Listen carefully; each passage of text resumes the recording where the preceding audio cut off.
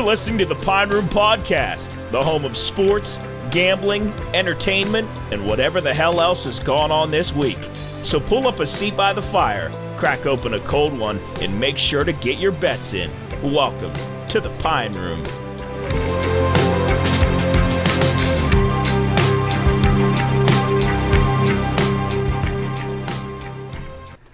All right, hello everybody, and welcome to the Pine Room Podcast, episode 27, I believe. Yeah. Yes, 27. We finally have a loaded desk. Everybody's here today except Cooley. Cooley has had some prior commitments. He's out of town scouting the big leagues, doing all kinds of business deals. But he'll hopefully be back next week, and we'll see him. He'll keep us updated on everything going on. I think he's in an autograph session for his whole one. Oh, yeah. Ooh, yeah, I think right. You better introduce the guy in the orange and the guy in the gray over there. I don't think people remember him. Yeah. Coach and Chris make their return back to the desk after a long couple months of bocce. Professional bocce. A.K.A. Dalbo Sweeney right here. Yeah, Dabo. Go Clemson. Dabo. Well, Matt, Clemson. Chris is heading to Fort Fry Friday night. Yes, right? Chris, you ready for that big game? Lindsley. Yeah, it's going to be huge. The cadets and the cadets. Yeah, I think I was last here on episode maybe 20.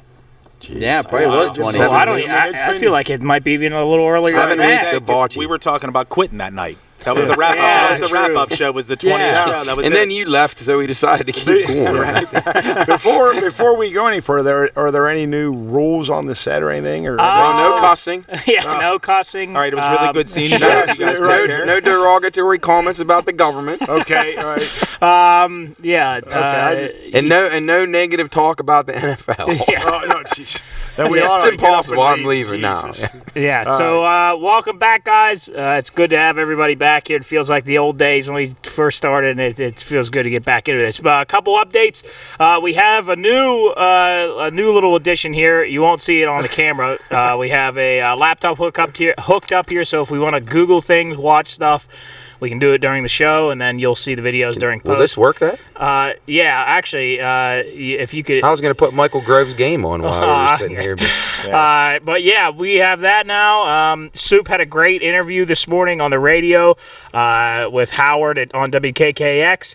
Went really well. He did a really good job. I was supposed to do that, and then I chickened out and gave it to you. You would have done fine, but Soup did do very well. Did you go down to the studio? No, Jub called me when I was on my phone this morning. Yeah, and he says, are you down at the studio right now? I said, hell no, I'm in my bed. And I said, can you do this for me? And Howard was in his bed, too. That's a cool gig he's got. To come in. Jub, I do have something for you to Google when we start talking about the golf outing from last week. From last weekend. What? Oh, congrats to Cooley on the hole-in-one. Yeah. We got to get that footage out. Yeah, we'll get that. We had a big bet that hit. Obviously, unfortunately, we're not going to be able to show it because the guy that was involved doesn't want it to be shown. So hey, stay out of Chris's tomatoes, Evie. Yeah. Jeez, Chris. Oh, trouble. I think she wants a cinnamon cake. Yeah. Oh, it's a cinnament cake for sure. She might tear that lid off. Screw those tomatoes. Give me the cake. Anyway, we are back here at the desk, full force, and it's good to be back. We have Show of Hands coming out next Wednesday. That's what Soup is on the radio for, talking about all the stuff that we have planned, all the stuff we're going to probably talk about, and things that we plan to do in the future. And that's pretty much it. We have the radio show going on every Monday from 2 to 3. Check into that. We had a good show this past week, or this week on Monday. Great stuff. Talked about some fun stuff. Chris, thanks for your travels. It means a lot for you to go out and scout. Yes. Does he get mileage? Go to the group. Does he get mileage or Well, like government mileage? working on that. Yeah, we don't have the budget for that yet. I just wasn't sure how that worked. I don't know who you even turned that into. If you're the banker guy, like who the fuck do you turn your mileage in when it's time? Well, a lot of those trips are longer than you think. I can only imagine. Where were you last week? Where did we send you? 100? No, that was a week 100 was a before. couple weeks ago. Where was He don't even remember where it was. That's just long trips then. When you can't forget. It was a good game. Lindsley, Ford 100. Fridays. And then, Shenandoah? Chris, can't you remember? River? Barnesville. Barnesville. Oh, yeah, for Barnesville And Toronto. River. Yeah, exactly. Why do we keep on sending you like literally in the middle of freaking nowhere? That doesn't seem very fair. These are places he's familiar with, though, Jeff. Yes, right. Yeah, Tied to a tree, Who squealing else like a would pig. Hidden gems. Who else would scout? Well, no, and I appreciate it. I don't want to sound like I'm being cynical. I appreciate it. I just can't believe we're to Week keep on 10, doing I'm it going to to you. Tusky Valley. But he Oh, doesn't that's scout just the fantastic. game. He scouts a concession stand. Cheerleaders. Just Well, joking. Hey, you know what, though? The press box food. So it's a lot. It's The very, surrounding very important. area. Rick Jones used to do that all the time. For real, during girls basketball, Oh, yeah. he would go to wherever we would play, and he would do a review of their Rate the hot dogs and yes. the concessions. Popcorn. Absolutely. And we get him on the show next Yes. week, we're going to have to ask him who Yeah, had the that's best stuff. that was one of the best additions to the Pine Room since probably this was the Hot dog the steamer? hot dog steamer. Yeah, That's a Yeah, and Really good steam. Bo stopped by and had a few dogs, huh? Yeah. You seen him or lately? Chris, or, Yeah, how, he or said what he'll Chris be was back. calling him. Chris was calling him Mo. He said I he'll thought be, that's what does he have a he came up and said, "Hey, Mark, I'm going to go over home. I'll be back. I'll be back. I'll be back." And he gave you a fist bump. Yeah, like Thanks for dinner. We were hoping you weirdest came thing over. ever. He came back here. He's like, I can't. My car won't start. Yeah. Mark, can you come over and help us? So would that be called the first Pine Room crasher of any kind? Yeah. What about the dude that fell asleep? That was Who, from Champ? the same, no, from Same the house. same house, right? Oh, same okay, house. yeah. Fuck, man, what is going on with that house? That was Phil. Way long ago. Oh, Yeah, he gave Nick the finger. I'll never forget that. He was actually pretty cool. Hostile. I tell you what, wasn't he too didn't bad. last long though. My first time, his chin was buried in his chest in 2 hours. I think he came out swinging heavy, and he knew he made Some men aren't Rest- made for the Pine No, Room. they are not. Did you talk about the tailgate job? Well, that's what I was getting to. You know us, we go off on our tangent, so I was going to get around to that. But yeah, we are doing the tailgate for Wheeling Park. That's on the 30th. We're going to Yeah. head there. I think, Job, I'll put Yeah. our key dates there in case you need them. We are headed to we're dubbing it the Ohio County Tailgate at Wheeling Park versus Morgantown, September 30th. We're going to iron out a time. Did we figure that out yet, time-wise? No, not exactly when we would be there. I would imagine we'll set up in the vicinity of 5:30. 5:30. Yeah. Job, I wanted to challenge you to a bet that night Okay. of the tailgate. Me versus you, halftime of that football game, punt, pass, and kick challenge out on the field of halftime. Punt, pass, and kick? Yeah, so you start. I'll beat you in 2 of those. Which So- ones? Can I make definitely lines on that? Yeah, Punt so and Job, kick. the way it works is we both start at one end zone. We have to punt it. Okay. However, wherever it rolls to, you get it. You have to throw it. Okay. However, wherever that goes to, you then have to kick a field goal from that spot. Easy. You think you can beat me? He'll do it barefoot. Can I take my shoe off? Yeah. You're going to kick with your shoe off? Yeah, I always do. Barefoot kicker. You always. Wait, Who's the a last lot? barefoot kicker? Boy, Chris, you would know that more than me. Rich Carlos, Denver Broncos. Wow. Is that an actual thing? Yeah, Has guys in the used to kick. NFL kick with no 100%. shoe? West Liberty had a barefoot kicker for a while. See, That fucking bug. maybe I was born to be a kicker. It's not too late. Straight Casey Lake, if straight you're on listening. barefoot. Well, here's the deal. If we can make that happen at halftime, that would be pretty straight. Job, how about this, Job? Pretty We'll get a local restaurant to sponsor it. Winner out of me and you gets the gift card. Hey, could I, if I went to let's say WVU and I said, hey, I want to walk on as a kicker, do I have 4 years of eligibility? Yeah. If you get Well, you used some at West Liberty when you pitched. Well, no. Does that cross all athletics? Yeah. Oh, I didn't You know. get- Well, anymore, I don't know. It's like the Wild West. You could probably change your name and get 6 more years or something. Hey, you and Luke, when Luke goes to college, you could be his roommate, go back to school. And you could be be a the kicker. punter. Re-enlist That'd be and fucking kick. awesome. What would you study, you think, this time? Ergonomics. Pretty good. That will help you with your punting. I don't think ergonomics is I don't think that's a major. ergonomics is what is that? The shape of a chair? Yeah. Like those What ones about over there. would you go study draconic? That could, yeah, they teach that at West Liberty. Anyway, we are doing the tailgate. That's the 30th, Wheeling Park versus Morgantown at Wheeling Park, of course, and we will be there. We have the potential Halloween party. Well, not potential anymore. What's the latest on that, Soup? Just waiting for times and stuff now. Okay, Yeah. so that's the 30th of October, right? Yeah, and we'll be down at River City. Hopefully, everybody will be dressed up. I hear it's pretty wild. October River 28th, City. that Friday, because Okay. Halloween is a Monday on the 31st. Oh, okay. And I got some news for you guys. If I don't know whether I should unveil it now, but we are going. I'm going to take whoever wants to go. I emailed back and forth with the lady who owns the Bel Air house. I'm not going. Oh, my. in Bel Air. Have fun. It was featured featured on the Travel Channel. It's called the Belair House? It's called the Belair House. There was like a murder. It's like they claim that it's one of the most haunted houses in America. So have fun, guys. I emailed her, and she is willing. She said she'd look at the podcast, and we can take a private investigation come Halloween time. Where is this? Right in the center of Bel Air. If you go to Bel Air, it's right off the main drag, and you can literally get right tomorrow, to it. Coach, before bocce. Yeah. So what do we got to do? So, You couldn't have got us like the escape room or something. So, hold on now. I got the Bel Air house. So for those of you that don't know, it's in Bel Air. Again, it was featured on the Travel Channel. Pull it up on the computer. Oh yeah, I guess I can do that. It featured on Travel Channel. Is one of the most haunted places in America. A bunch of people go and do ghost adventures and ghost investigations there. But Soupy, you're not into the paranormal. Huh? I think I'm interested in it. I think it's cool. I like listening and learning about it, but actually being there would scare the apps. I'd be so scared. Do we have the proper equipment to ghost hunt? yeah, I actually was looking on Amazon. We got night vision. Well, things our we can cameras, put on our cameras. yeah, our cameras actually film in infrared for whatever good. reason. So yeah, we are scheduled to. We got a stink bug on the screen. Here's the Bel Air house. I'll put this up for Jared, people you're to not see. scared of that stuff? That looks so cool. Look at that sky over it.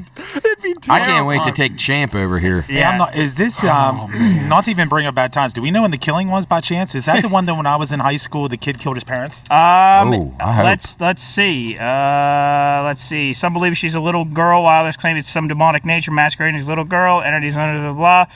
There's no shortage of train activity occurring in the Bel Air house. That looks inviting. There's some. Look at that dollhouse over there. Guys, my stomach hurts. Is that a looking at tiger? Yeah, Is that a tiger? Yeah, that's Right. Tigger. Tigger. Tigger. Do you guys remember that? What I'm talking about, though? Remember the kid over in Bel Air? It was like literally in the mid to late 90s. Oh yeah. Oh, here we Did go. they say it was satanic? The house was built by Jacob Hetherington and his wife Eliza in 1847, being constructed near the site of a fatal mining accident that claimed 42 lives, right over the top of a ley line near the site of the French and Indian War, and is close proximity to ancient Native American burial caves. The house has plenty of reason to be haunted, yet more would present themselves throughout the years. So I think there's some more stuff that happened there. I mean, do people jump out and stuff? Or, No. It's just a house that people say it's haunted. But speaking of that, the haunted house thing, I reached out to, I think it's called Infernum. They are a haunted house, like an attraction in Wheeling, and they are willing to let us come as a big group and I'm haunted down house. for that. Then thirdly, I contacted 2 escape rooms, so we might have that coming out. That is, there's one in Washington, and then there's one in Ohio that we could go do. Calcutta? Calcutta High? There's one up there. Could be. I want Could Matt be. on my team. Chubb, do they still do stuff at the prison? Yeah, they do. I mean, we could go do that if you guys are. Have you guys ever? If anybody else? I've never been to the penitentiary. Yeah, the prison. It's really cool. It is sweet. Is it scary? It's like an intimidating atmosphere. Yeah. They don't let anyone above. There's a certain amount of steps they won't let people up where the warden was and stuff. Yeah. Like I think that's really. It's fascinating. Make you think about Shawshank and stuff like that. Just what those guys went through, and then you get to see the letters from your mom's neighbor, Charlie Manson.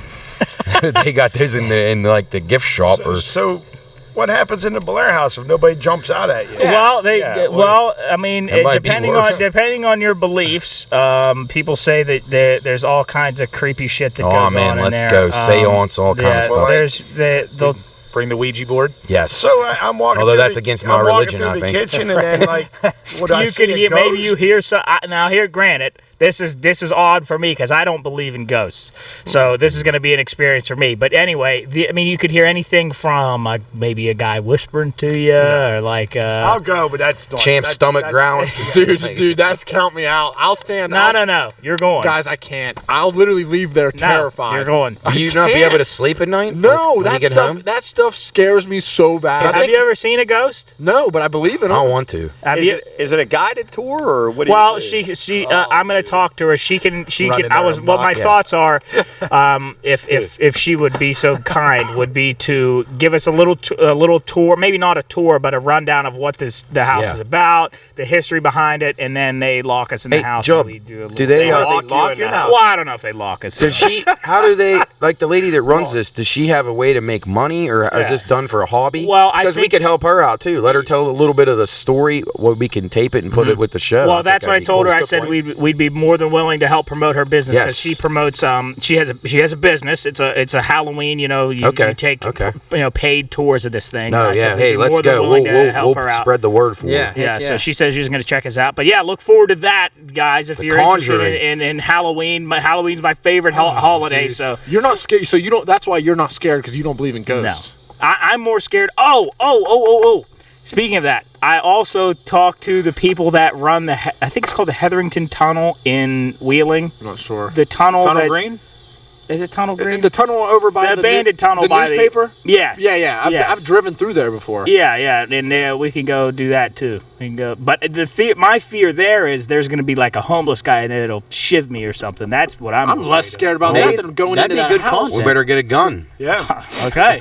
Yeah. That's what we'll buy with our show hands money. Get a revolver or a Luger.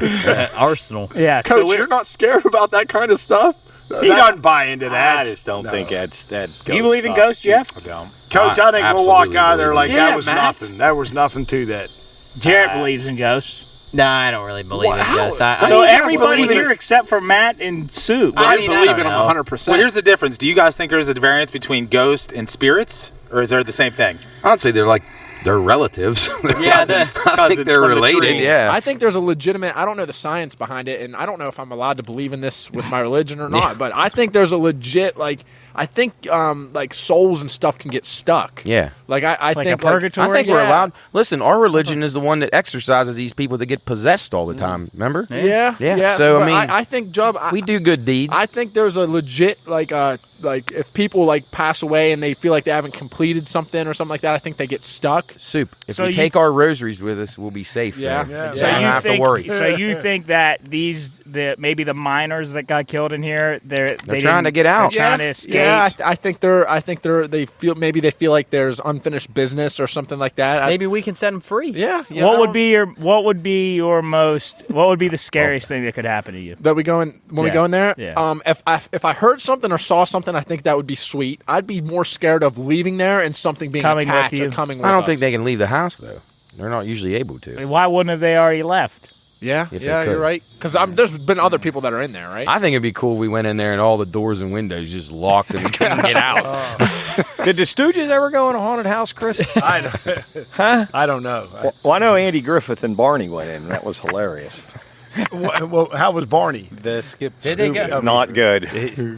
Andy Griffith went. Who went into it? Andy and Barney and Goober.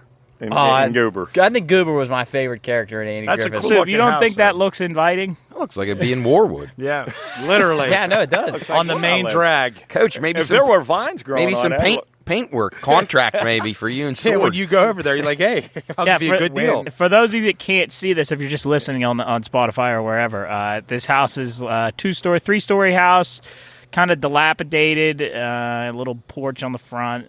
Looks like if you Somebody was killed in there. if Like you a googled Victorian haunted style house, house. if you googled haunted house, this is pretty much what you'd find. When I was in Savannah, Georgia, we did a ghost tour down there, and there was wars and there's so much stuff there. And we went into really haunted houses like this, and I just felt uneasy the whole time. Like there's rooms with dolls and stuff that haven't been moved. Soup, and what about that one up on the top The there? top That's- right? Yeah, The yeah. top right? Yeah, I'm that not- peak up in the Job roof. stop. I'm Nah, not that's looking. where the little girl's looking out and she's been I'm trapped good, in there. dude. Yeah, her hands on Yeah, the window. Yeah. she's trying to get out and the lady looking up is like, did I just see that?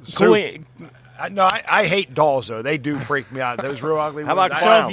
So they F them too. So Chris, if we walked in, Fuck them. Chris, if we walked in here and you turned a corner and there was like a little porcelain doll sitting in standing in the middle of the room, what would you do? Punt it. Fucking punt it. No, something then bad would happen to me, right? Oh, no, you just get no. Yeah, like Annabelle. Hey, Do you ever see those bullshit. movies, Jump? Annabelle? Annabelle, yeah. You're not buying it? Fuck no.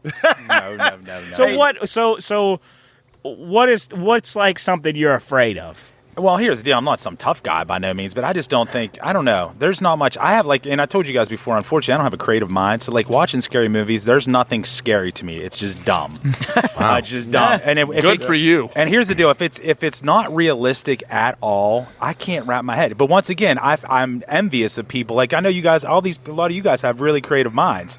I just don't have it. And I never have. Maybe we can. Maybe there's something we could do. Just the thought of going in there has me Why is a the mess. camera blinking? Huh? The camera, is that okay? Oh yeah, I'll plug it in real quick. Mark, do you have a creative mind? You guys keep going. I would say somewhat. Not. I don't. Like, you mean as far as Like creative mind to be able to get lost into, like, I mean, some of their shows they talk about how they're able to actually put themselves in that spot. No. It was real creative on Sunday. Oh, jeez. Yeah, Greg Brown discussion. Greg Brown discussion. Oh, jeez, yeah. That was. Do you even remember that? I don't. Jeff wasn't here for that. I was going to say. Yeah, you don't want to. Yeah, that was bad. About O'Neal Cruz and his exit velocity. Yeah. Greg Brown. I do. Greg remember that. Brown was juiced. Yeah, and I do remember that. His exit velocity and his launch angle. Yeah, I do remember that now. That was. It wasn't good. Yeah, great radio. That was creative. Yes. I think radio should be more like that. Like they should be able to get that. Well, excited. I'm not opposed to that, but the nature of that might got people a little disgusted with us. Cut. All right, that's a cut. All right, sorry there. We had a little. We had to clear some of the memory off the camera. That but spirit we were back got us. here. Turn the camera Yeah. off. Yeah, that's what he filled up. Good thing I just sprayed that fogger. Jarrett saw her, him, whatever. I saw it, and then I sprayed a good camp fogger. Yeah, so I'm just looking at here you go, Soup. There's some interior pictures. Ooh, nice chandelier. right? Have you guys seen that trailer That for doesn't look nice. that new movie Smile? Yeah, Have you guys seen that? It looks really creepy. What's that R.I.P.? Look at that. Oh, wow. R.I.P. What's that say? Mimon. Something. Mimon. Minion? Mimon. Filet minion. Yeah. Does that say Minion. Cooley? You think Cooley will go? Oh yeah, Cooley would love that. Cooley and Say go. All right. Well, that's some of the stuff we have planned, and hopefully that'll go well. The lady was real nice. She sent me a nice email. And Does she own the house right now? I think she does. I think if she doesn't, she owns the business that tours it. So I don't know. Man, she could probably Airbnb that place and have because people love this type of stuff. Yeah. I don't know how they do, Sure do. but yeah. So that's what we got planned. We had a little bit of homework this week. I don't know if you want to save it for Yeah, probably the do that next in the middle section. one. Yeah. Okay, we'll Just- save it for the yeah. middle. But I think you guys should recap a little bit about the golf. Yeah. Oh, yeah. Jarrett, the champion. Yes. Here. Yes, Congratulations. congratulations. I'd be honest, I don't love it, but congratulations. Yeah, Hey, I don't love it. I Congrats, know. but I I'm love it. sorry. That's okay, Well, though. I feel like it wasn't. A lot of it wasn't. Well, the whole thing's not my fault. Oh, you Cooley's carried the golfer. team. Don't Cooley's lie. the golfer. Yeah. Dude, you made some big putts. though. No, don't do that. I did make. He Don't did, do Joe. that. do that. Don't I do did. that. I did. My short game was really on. Now, Jarrett and Cooley were, a winning score of 30? Was that right? 30, yes. Yeah, and 30, you guys and we- originally tied. Well, we tied with James and Soup and Us. Rodney Okay. and And Jeff. I didn't know you and guys won tied. the playoff. We But did, we but won- actually, because I'm sorry, go ahead, Jared. Well, we won on the what Coach can explain. tiebreakers. Well, we The made technicality. We made a tiebreaker because I think in that next year we're going to check the scores in after hole 9. So Yeah. in case there is a tie, we have a playoff. But this year, because we thought of all kind of different things to break the tie, but we just went with criteria, which was the most birdies, and I think both of them had 2. But Jarrett and Cooley had a hole in one. It was unbelievable. So Yeah, Cooley hit a hole in one. so on criteria, the 2022 Pine Room World Golf Classic champions are Jarrett and Cooley, and their name will go on the plaque right beneath this legend here. Who you guys struggled a little bit this year, huh? We did actually had a couple 5s. The betting I favorites. like you guys. Here's the deal: staying out to 2:00 in the morning Oh, that did, was not, a- did yeah. not help my cause at all. and the hydration The part hydration didn't work out. But the best tagline of the day was our boy Nick Nardoni. Serious as a heart attack. Looking at me and go, Doyle, is this a par 3 or a par 4 on this hole? no. Swear to fucking God. No, he didn't. Is this a par 3? No way. He actually said that. I'm being Like, when it's a I- par 3 when- course. When I say serious is a heart attack, serious is a heart Oh, my attack. Doyle, gosh. is this a par 3 or a par 4? That's awesome. Oh my god. Is that like because they do that in putt putt? They change the par on Yeah, the putt but putt. it's like between 2 and 3 on putt putt though. Well, I mean, that's like any regular. But I'm saying 2, they're not 3, or going to 1. do that on a par 3 course. A course. Yeah. But it was Matt. Your lines were spot on most of Yeah, them. we had some the good- middles were very good. Yeah, they were good. I think Chris and Brad were the most improved team this year over the last couple of years. I Well, think they played well, pretty well. You guys year- beat your 33 and a half. You were under. Well, first year 42, then last year 34, and then 33. Yeah, that's it. Yeah, Yeah, and he said we were 33.5, I think, wasn't it? So we went 33 under. and a half. a lot of teams were within a half. I think everybody really improved over the Jub, you had a nice cover against your dad Champ and and I- plus Champ- 4.5 shots. That was Champ a rough was day. bad. Matt You need actually cameras sent on each hole. Matt actually sent that sheet to some people, man. That writing, truly, just unbelievable. I'm glad Just- you enjoyed it. I just like to good do that shit, stuff. man. Just Champ- I good might shit. have to do some of that for the Wheeling Park Morgantown tailgate. We I'm might have to telling have ya. some props and some things. Something, to bet man, on. because that was good shit. Yeah, Really good we shit. had a good response on socials. I knew Good. Coach was in trouble. When that Cuckoo's first very putt- first putt, it was like, what, a 20-footer? at least a 20-footer. And he he hit it. hit behind it about a foot and a half, and the ball went that far. Yeah. And from there on, he only got worse. Yeah, He that was- How was he off the tee? Not great. No, awful. Not great. He hit 2 trees. Like he hit one tree, it ricocheted, and hit another one. Literally, Double doink the literally. tree. After the third hole, he said, "We're done. Let's just get this over with. We're done." Because we went from a 4 to man. a 5 to a 6. And Say and I were actually in the lead. We were beating them by like 3 strokes at one point, and man. it just fell and I apart. played a little better on 6, 7, or 8, 7, 8, and 9. Say looked good. His game is improving. I saw that shot. If it weren't for you, yeah, it would have been. Well, I mean, What- to be expected. Champ's I think after hole 5, you guys had to give us. We were out of balls. Yeah, we lost it all our was- yeah, it's balls. hole 5. We lost like 11 balls. One of the clips that you'll see in the video that's going to come out soon about the whole golf scramble was Coach gets up on the tee and he goes, "I just got to stay out of the woods." Very next swing, right into the woods. I tell you what, though, we met some 2 cool cats that That were was neat. actually from Toledo That High. was fun. Hopefully, they're going to follow us, but we met them up there. They were actually golfing to get their 100th hole in for the weekend. Wow, Which is that's a lot of absurd. golf. They came down, did a shot with us, and then I thought the coolest part of the story is you said on the 9th hole when you went to go putt, you found 2 little bottles of What is that? Cinnamon. Fireball. Fireball. Yeah. Put in the cup for us at the end. yeah, super cool. Very cool. They had to leave her and say, "Wow, Yeah, that's the way you golf."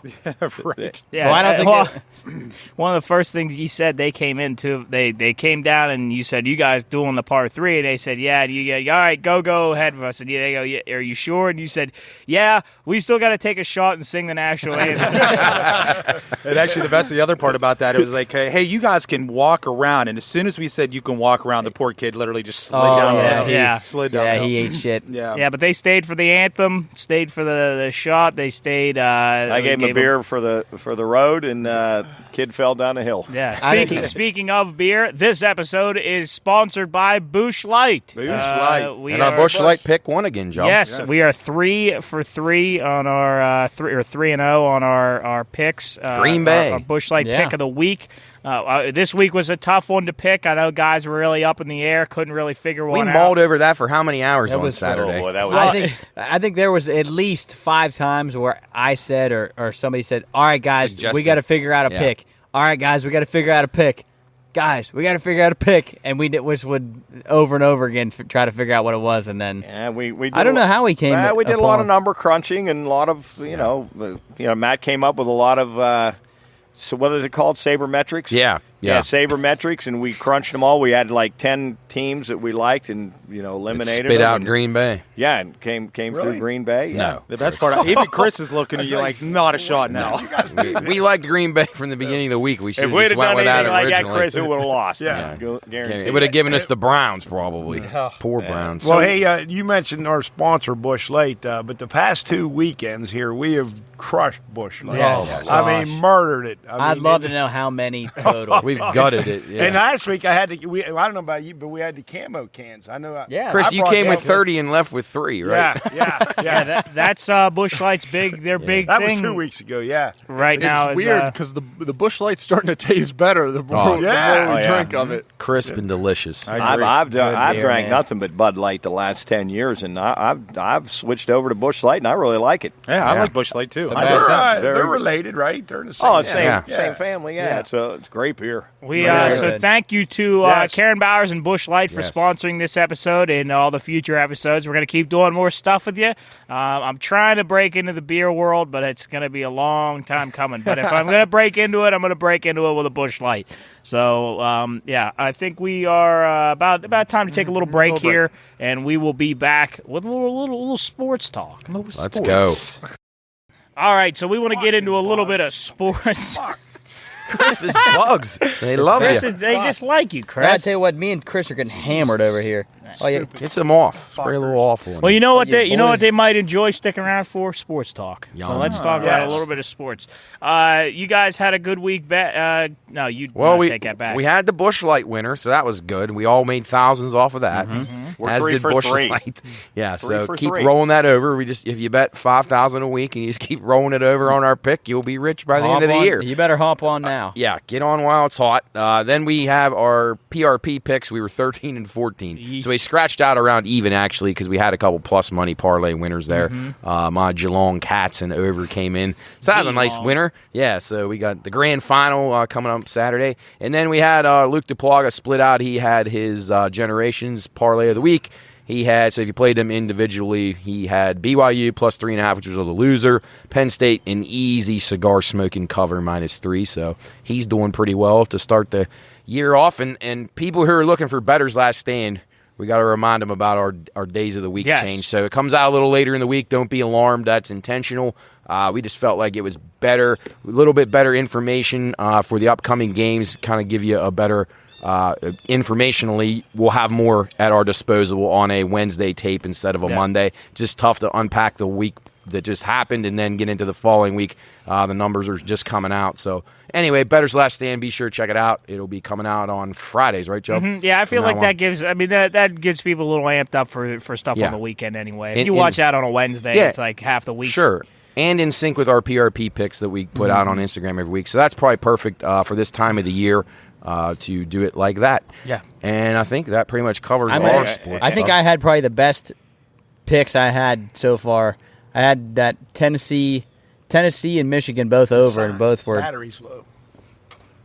Sign says battery's low. No, battery's low. Battery's low. That's all right. Yeah. That's all right. I mean, And what was that, Jerry? You had what? I had Tennessee. Who they play? Akron. Tennessee, Akron. You got over in Michigan. your bad beat.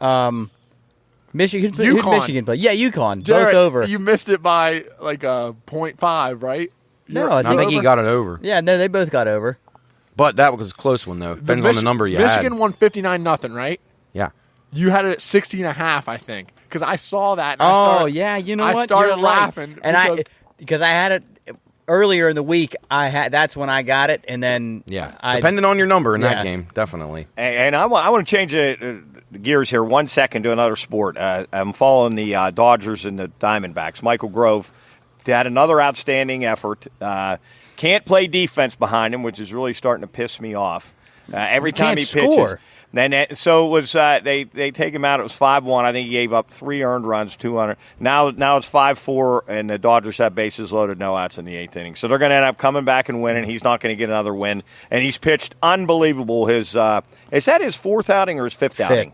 Fifth. 4 starts, and he came out against the Buccos. Yeah, 4 starts, 5 and how many appearances. strikeouts? How many strikeouts? He had 7 at one point today. At least at one today. point. I mean, he looks. Well, there's one thing about Michael right now. He belongs there. Yeah, he's got stuff for sure. They were actually talking about that on the broadcast today. He said that the guys were saying that they love his demeanor. They say you get a lot of guys that come up, young guys, and they think like, I don't know if I belong. But they said Mike's demeanor and the way that he delivers himself and he carries himself. He said that he belongs here. Well, Jared's super cool. He had Good for him. 5 innings, 5 runs, 3 earned, 9 hits, 7 Ks, 1 walk. And he made a couple of errors. Yeah, I mean, that led to 2 of the runs that he gave up. Jared, 2 things. One, I remember he was saying on our podcast when he came on that when he got up there and he felt that his fastball could compete for swing and misses.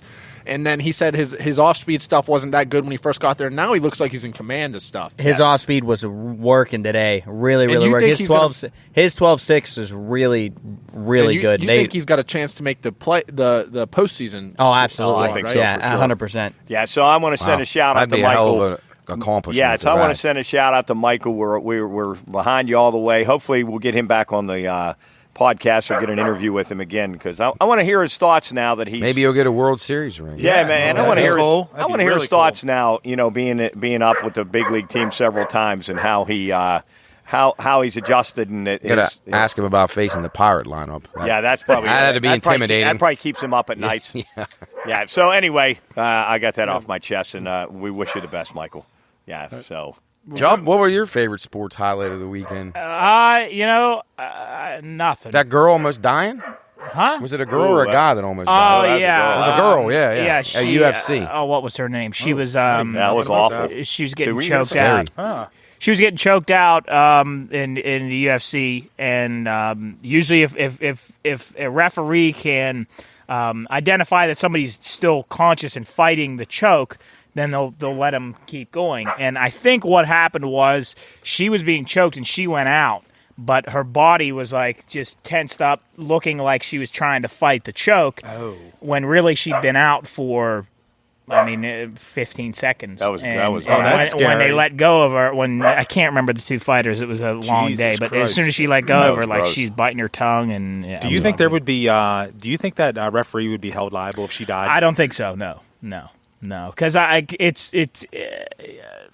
think I'm assuming there's some sort of legal. There's got to be some sort of legal document that they sign that if there's if it comes out of bodily injury, it's their own civil suit for sure. Yeah, I don't know.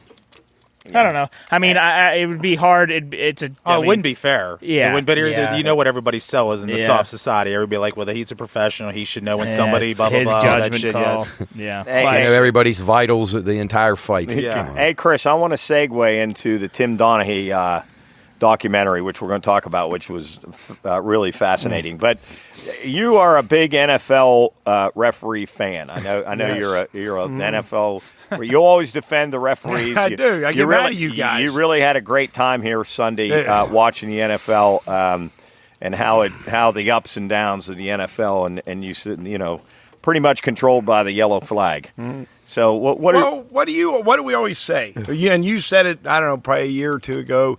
Every time something good happens, you have to wait to see if the little indicator on the screen says flag. Well, every time that anybody starts cheering, I just always hear no flag, no flag, no flag. Yes.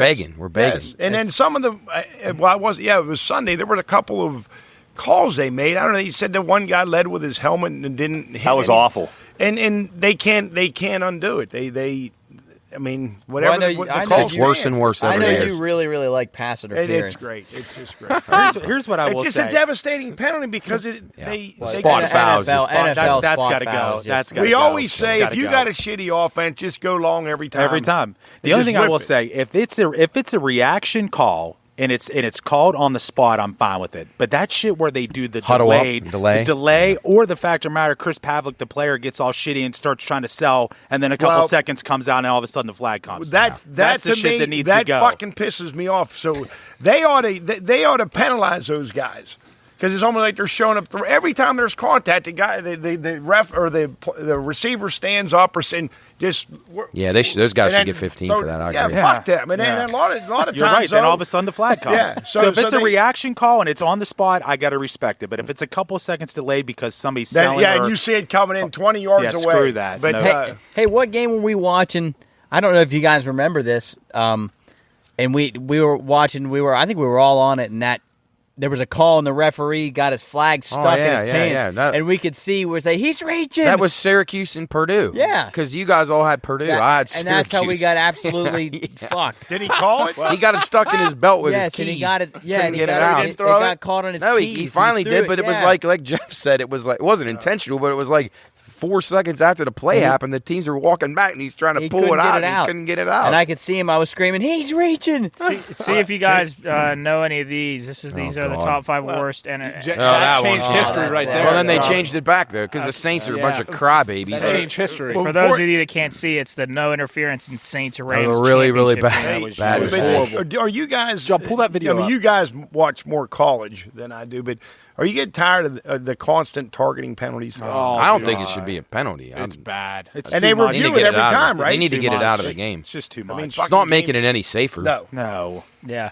Right there, Joe. Yeah, I'm going to pull this up. So here. the reason I started that conversation was, do you think, and we're going to talk about Tim Donaghy, Yes. do you think that some of these referees are on the It makes you wonder, take? man. Yeah. It does. It makes you wonder. I think it would be just ridiculously naive of us to say no. No. Well, I mean, There's not a couple bad ones at least. after watching the Tim Donaghy, it really makes Which me I think. can't. I'm glad you guys all They watched. got. and They looking have to forward like. talking about it. You're right, Matt. There's a lot of people probably that just their ethics and morals. I mean, if they have a chance to make a couple $100,000 for their family, Yeah. But here's my question: do you think it's going to get worse now that gambling truly is legalized? No, I don't think that has anything. Which I want to talk about on there because I'm tired of people trying to blame Las Vegas and betting people. The illegal part of it, obviously, the underground worlds of it, maybe where they're actually paying guys off to make these calls one way or another, or whatever they're doing to influence. Like Donaghy. Yes, but it frustrates me a great deal, and it's very common when people will say, "Oh, Las Vegas told them this would happen." Yeah. That is just ridiculous. It's ludicrous to say, and you sound very unintelligent. You sound like a Neanderthal caveman idiot when you make a comment like that. Las Vegas bookmakers, and now all these other jurisdictions, which I happen to work in one, we don't have any influence over these games at all. We put the numbers out there, and if guys want to manipulate the game within those numbers to win, they're the ones who are going to fix it, Well, not the bookmakers. What did Donaghy say, though, in the thing? He said, I didn't fix games. I just gave inside That's scoop. bullshit. right? I don't believe that. Which we're going to. I can't wait to talk about this. It's going to be so great. Here's this play real quick. Yeah, so here's the Saints. What year was this? What was this? 2 years ago. 19 I didn't think that was late. was that 19? It was 2 Or or 3 20. years ago, I thought. 2 or 3 years ago. Number 23. Who is that? Well, I like the Rams uniforms. The guy for the Rams just blatantly runs into that Lewis kid for. I mean, that's just and absurd. they didn't. No, they call didn't it? call. They missed it. What do you mean they missed it? No, they didn't. They just didn't throw the flag. And then the next year they put that rule in that you could review pass interference because the Nice. Saints cried so much. Listen. Now remember this though. After that play, the was gonna Saints say, that game went to overtime, I believe, and the Saints had the ball first in overtime and couldn't score. So they had a chance to still win the game, and it makes me mad. I hate the Saints; they cry all the time. Get over it. It was a terrible call, but they had a chance to win the game. I still. totally agree. I mean, I want But that referee who missed that, play ought that to be against our never Stay watched on it. the. I just don't understand. I don't understand how many How he could referees miss are it. on the field. Yeah, 7 or 8 now. I'll ask you guys this. Hey, this is so cool, though. I mean, Yeah. it's not Yeah. even So like. cool, I mean, Enhancement of the smoked. show. I mean, That it's is not even- really, Tell really where the terrible. ball is, though. for anyone that's just on Spotify and not watching this on YouTube, you got to look up Saints Rams no call. This Yeah. wide receiver gets absolutely That's not a bad. Yeah. And that was the NFC Championship. Hey, speaking of bad calls, what do you guys think? That's probably the worst call in NFL I agree history. with that being rated number 1. What do so you far. think the worst call? I know what mine know is. what it Well, is, let's too. see. Let's in see if it ML matches up. In MLB history, what do you think the worst perfect call game, is? safe call, first. Oh, base. yeah. Armando I Gal- even know Which that. one? Armando Galarraga Yeah, for the Galarraga. Tigers. Jim Joyce. Jim Joyce. But there's more egregious ones in baseball than that one. That one, I agree, was maybe the worst. But How about anything Angel Hernandez Yeah, was Angel involved Hernandez. in has got to be up there. How about Jerry Meals' call at the plate when I cannot that's fucking bad. He missed a believe tag. What inning was Oh that, yeah, Jeff? yeah. Real 18, quick, 19? What inning was Cherry that? Meals. He missed a the tag. 19th inning, but I am just absolutely stunned that Jubb remembered the umpire's Joe. name. Cherry Meals. Of who, Jerry Meals, hey, you know who threw it home? Ground ball to third. Genius. Fucking genius. Pedro. Pedro Alvarez, Pedro to Russell Martin. Attaboy. no. No, wait, Before. Michael McHenry. Yeah, Michael Yep. McHenry. I remember Michael McHenry getting up and he got in. McHenry, he never tagged him, though. It was the right call. He never fucking tagged him. Absolutely did. Oh, he he definitely. didn't. Absolutely. right on the leg. I'll tell you what, No between way. shrews and baseball umpires, Jubb is your guy. Yeah. Jubb's your Jeez, who would guy. have known? What was the can't- first thing? Shrew. What is that? I'll be honest, Shrew. guys, your son. It's a mole. It's like a ground mole. Oh, I said, shrew. what's it called? S-H-R-E-W. Job, this TV All right, what's is number hard. 2? Virginized last week. What's that? I got de-virginized last week. I didn't know what the hell a shrew was. Jeez, I thought you said shroom. Here's the thing, Chris. Here's my thing. This is before they could review stuff, right? Right. So out. Here's the thing. Even if he didn't tag him right here, how could he possibly see that he didn't tag him? He's right there. He's right in the position. Yeah, but he's Chris, blocked. he's getting blocked by Lugo. Yeah. He just wanted to go home. Lugo's If dead. you're an umpire there, He was how hungry. do you Yeah, call Is that him out? Julio Lugo? How do you is call him dead. safe? He is Okay, for those of you who don't know, or for those of you who can't see, for those of you that can't see, what is his name? Julio Lugo. Julio The Lugo. late Julio Yeah, Lugo. rest in peace. Ground ball to third. Pedro Alvarez fields it a little bit into the hole and then throws to the plate. That's a perfect beats throw. And the throw beats Lugo by At least 4 feet. He's dead 4 on arrival. feet. And the tag looks like it's placed on the knee, and Jerry Meals calls him safe. So And Clint Hurdle gets mad. Yes, with his big ass piece of gum in his mouth. That must have been significant in the where the Pirates like in the hunt for Yes, the playoffs. that was in point? like probably early August. That's been a maybe while. August, late September or late August. And we were in the hunt, and they lost that game. And Did that you guys was it. watch that at was the the Pine Room? collapse. What was that like? let me 18? turn the audio on because I'm almost certain that I think it's Greg Brown. Maybe he goes, "Oh no, Jerry Meals." I Yeah, think he said does. that. Yeah, you got to. He does. Is that how you remember that, John? There was I no remember launch where I angle was. on that one. No, no. I remember where I was for that. Let's see. Is Brown doing a? Yeah, that's Yeah. Greg. Stanton McCutcheon and a ground ball to third, breaking for the plate, the throw, and they got him. No, he called him safe. He called him safe. Unbelievable. Jerry Meals called him safe. Maybe I'm The wrong. throw I'm a little close there. Oh boy, Greg Brown. Yeah, Clint Hurdle, legendary. All right, let's go back to these referee calls. So number one was the no interference that we just watched. Number two, the holy roller in 1978 Wasn't Raiders alive for that Chargers one. game. We don't know. I what remember one. that. Stolen touchdown in 2010 Bears. Lions game. This one was Oh, ridiculous. that one was unbelievable. Leads the Calvin Johnson. This one rule. cost me in fantasy and Anybody want to explain the Calvin Johnson rule? Yeah, well, if you show does it have the video? That's It was what I'm getting it right had now. something to do with the way he finished the catch. Like he caught the ball and he had his hands all around it, and he then just he then kind he of added just one arm? yeah, and he kind of like laid it like on the ground, but he already had total control of it. I don't know. Was that before or after Dez's catch? This is before. Remember That was- Dez oh, had that Yes, catch? that was before. that was in a playoff game. Your boy fucked that you one. there. I was so mad that day. Steratore. I remember where I was. I was at Permanis. I was ready to rip the glasses off the bar. I was so mad. I was furious. And I hate Dallas. But, man, that that was Steratore. Tom wanted to kill him. Well, that became like a meme. It was like, did Dez catch Yeah, now watch this. It appears to be a game. He palms it in his hand, and then he pushes basically to get up with the ball. What they call it? And they called it incomplete. I But see, still here's can't. what I don't get. Doesn't- though. Like, if they call it complete, Who's the the Bears Lions? aren't going to bitch at all if they just leave the call that way. But, so So obviously, Now right there, it's a touchdown.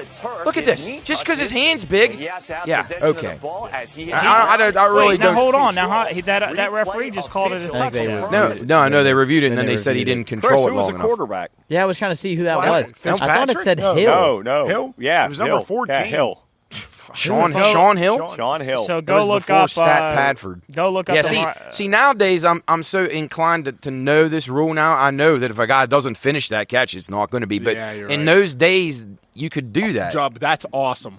That Boston Now was I'm awesome. okay. Now let's. I remember you this know what? day, too. Let's go into. wow. Let's take this and go into the referee because I've seen this. This is You awesome. don't think that? Now I'm gonna ask you, Matt. On this 1998 Steelers Right. Lions game, botch coin toss. I for remember those this. who Was this on Thanksgiving? Yes, it was. I remember being at Grandma's house watching this when I got there that day. So Phil Luckett. it says right under here. It says, "How could he have possibly gotten that wrong?"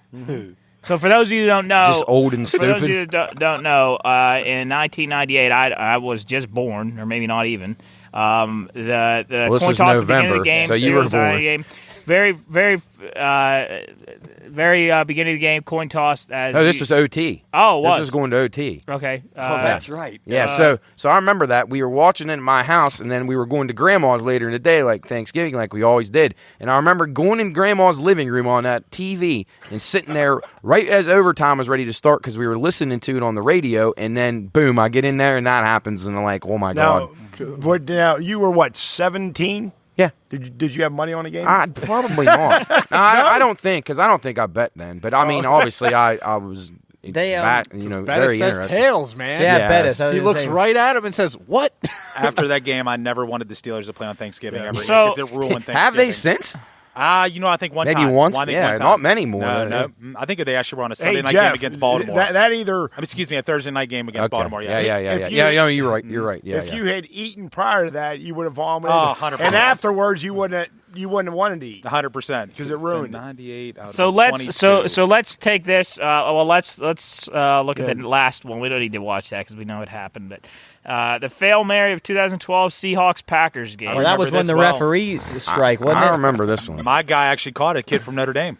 What's the circumstances surrounding this? Wasn't this when two guys were fighting for the ball? And this was when they had the referee strike and they had those replacement replacement referees? Right, they both catch this right here. Yes. This should have been. I don't know. okay. I think this should be incomplete. I'm serious. Was this on Monday Night Football? Yeah, I think it was. They both catch Who was this it? football. Was it who caught it? Was it Tyler Lockett? No, it's He wasn't there back. Went to back Notre then. Dame. Baldwin? No, he went to Notre Dame. I'm drawing a blank right now. My God.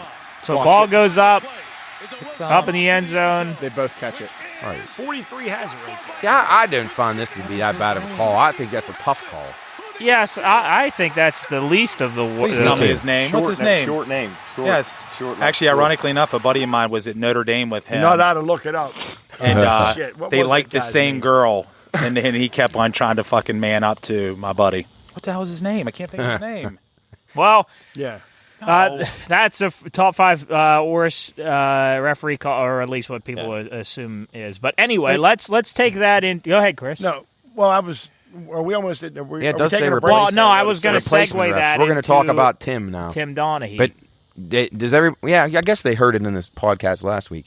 What? Did I mention that on there about What? you guys, the homework assignment? Yeah. Okay, I couldn't remember if it was on or off the air. Yeah. Yeah, so last week I mentioned Operation Flagrant Foul right before we were getting ready to exit, and I asked everybody to just give it a look if they had the time. So here we go. Yeah, so I waited for today because I had time while I was doing stuff before this, so I watched this today. And I know, you know what? I'll save my opinion for the last because I know I'm not a sports guy. So I'm gonna go, Matt, since you're the one that gave. I'll just go ahead and give people the rundown real quick about Tim Donaghy if you haven't heard of him. So Tim Donaghy was an official in the NBA. Started out in the CBA, worked his way up, became a pretty prominent guy. He was a regular. You'd see him a lot on TV throughout the 90s, early 2000s. And he basically... Pretty young guy. Yeah. I mean, he started young, and he was in the full...